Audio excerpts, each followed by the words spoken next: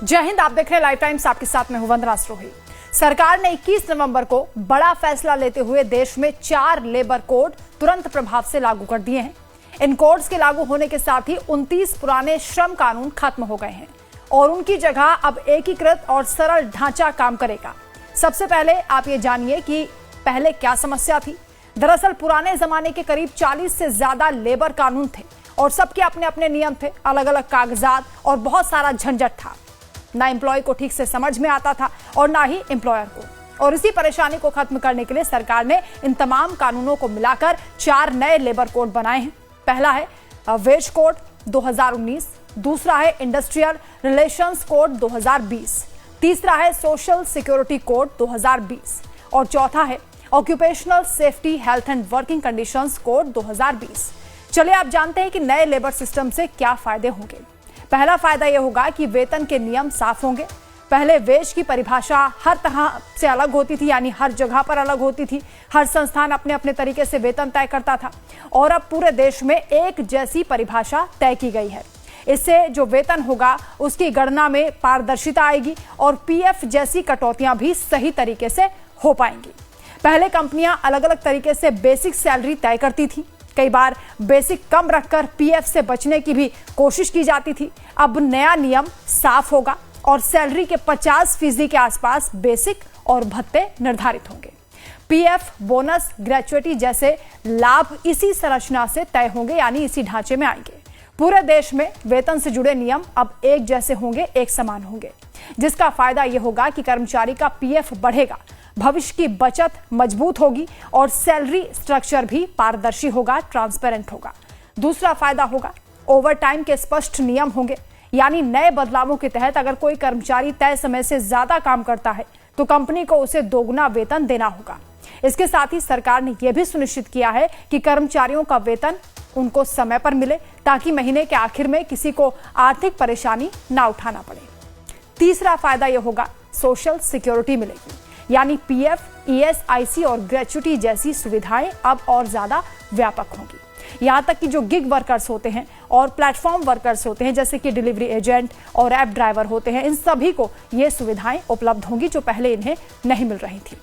चौथा फायदा यह होगा ग्रेच्युटी पाने की जो प्रक्रिया है वो आसान हो जाएगी। नए नियमों के मुताबिक निजी कंपनियों में काम करने वालों के लिए बड़ा फायदा हो सकता है। पहले ग्रेच्युटी पाने के लिए 5 साल एक ही कंपनी में काम करना आवश्यक था, लेकिन अब फिक्स टर्म एम्प्लॉयज यानी एफटीई सिर्फ 1 साल नौकरी करने पर भी ग्रेच्युटी के हकदार हो जाएंगे। यानी इससे उन कर्मचारियों को भी लाभ मिलेगा जो कि कम समय के लिए कॉन्ट्रैक्ट पर काम करते हैं और पहले उन्हें यह सुविधा नहीं मिल पाती थी।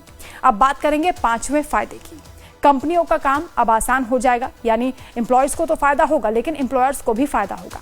अब कई रजिस्टर्स और फॉर्म की जगह केवल एक सरल और डिजिटल सिस्टम होगा, यानी जो कागजी काम होता है वो कम हो जाएगा और पारदर्शिता इससे ज्यादा बढ़ जाएगी। छठा फायदा ये होगा कि महिलाओं को सभी जगह पर सभी तरह के काम करने की परमिशन होगी, बशर्ते उनकी सहमति हो और जो जरूरी सुरक्षा उपाय होते हैं वो भी उन्हें मिल पाएं। महिलाओं को ज्यादा वेतन वाले रोजगार में ज्यादा कमाने के भी बराबर मौके मिलेंगे। नए लेबर कोड का जो मुख्य मकसद है वो है कि एक ऐसा सिस्टम जो कर्मचारी और कंपनी दोनों के लिए सरल हो और सुरक्षित हो। सरकार का मानना यह है कि अभी भी अर्थव्यवस्था और काम करने के तरीकों के लिए पुराने कानून उपयुक्त नहीं हो सकते हैं, क्योंकि नियम भी आज की तरह ही आधुनिक होने चाहिए और इसीलिए इस बदलाव का फैसला किया गया है। चलिए अब आपको ये बताते हैं कि पहले की जो व्यवस्था थी, यानी पुरानी व्यवस्था में और नई श्रम संहिताओं में क्या बदलाव हुआ है। पहले अपॉइंटमेंट लेटर जारी करना अनिवार्य नहीं था, लेकिन अब सभी श्रमिकों को अपॉइंटमेंट लेटर देना अनिवार्य होगा। यह लिखित प्रमाण पारदर्शिता, नौकरी सुरक्षा और औपचारिक रोजगार सुनिश्चित करेगा। पुरानी व्यवस्था में सामाजिक सुरक्षा बहुत सीमित थी और बड़े हिस्से के श्रमिक इससे बाहर थे, जबकि नई व्यवस्था में सामाजिक सुरक्षा संहिता 2020 के तहत गिग और प्लेटफॉर्म वर्कर्स समेत सभी श्रमिक सामाजिक सुरक्षा के दायरे में आएंगे। पुरानी व्यवस्था में न्यूनतम वेतन केवल शेड्यूल्ड इंडस्ट्री रोजगार पर ही लागू था और लाखों श्रमिक इससे वंचित रह जाते थे। नई व्यवस्था यानी वेतन संहिता 2019 के तहत सभी श्रमिकों को न्यूनतम वेतन का कानूनी अधिकार होगा। फ्लोर वेज की अवधारणा लागू होगी, जिससे राज्यों के बीच वेतन असमानता कम होगी और जीवन स्तर में सुधार होगा। पुरानी व्यवस्था में एम्प्लॉयर की कानूनी जिम्मेदारी होगी कि वो अपने श्रमिकों का साल में एक बार स्वास्थ्य जांच जरूर करवाएं, जबकि नई व्यवस्था में एम्प्लॉयर को सभी श्रमिकों को मुफ्त में वार्षिक स्वास्थ्य जांच उपलब्ध करानी होगी। इससे समय पर स्वास्थ्य जांच और रोकथाम आधारित स्वास्थ्य संस्कृति को भी बढ़ावा मिलेगा। पुरानी व्यवस्था में समय पर वेतन देने का कोई कठोर कानूनी प्रावधान नहीं था, जबकि नई व्यवस्था में नियोक्ता के लिए यानी एम्प्लॉयर के लिए समय पर वेतन देना अनिवार्य होगा। इससे वित्तीय स्थिरता आएगी, तनाव कम होगा और श्रमिक मनोबल में सुधार होगा। पुरानी व्यवस्था के तहत नाइट शिफ्ट और कई क्षेत्रों में महिलाओं के कार्य पर प्रतिबंध थे, जबकि नई व्यवस्था में महिलाओं को सभी तरह के काम और नाइट शिफ्ट में भी काम करने की अनुमति होगी, लेकिन इसमें उनकी सहमति होना जरूरी है और जो सुरक्षा उपाय होते हैं वो भी आवश्यक हैं। इससे उन्हें अधिक कमाई वाले रोजगार के भी अवसर मिलेंगे। पुरानी व्यवस्था में ईएसआईसी सीमित क्षेत्रों और चुनिंदा उद्योगों पर ही लागू था। 10 से कम कर्मचारियों वाली इकाइयां इससे बाहर थीं और खतरनाक प्रक्रियाओं वाले उद्योगों में भी कवरेज समान नहीं था। लेकिन नई व्यवस्था में यानी नई श्रम संहिताओं में ईएसआईसी लाभ पूरे देश में लागू होंगे। 10 से कम कर्मचारियों वाली इकाइयों के लिए यह स्वैच्छिक होगा। खतरनाक प्रक्रियाओं वाली इकाइयों में एक कर्मचारी भी होगा, तब भी ईएसआईसी का लाभ देना अनिवार्य होगा।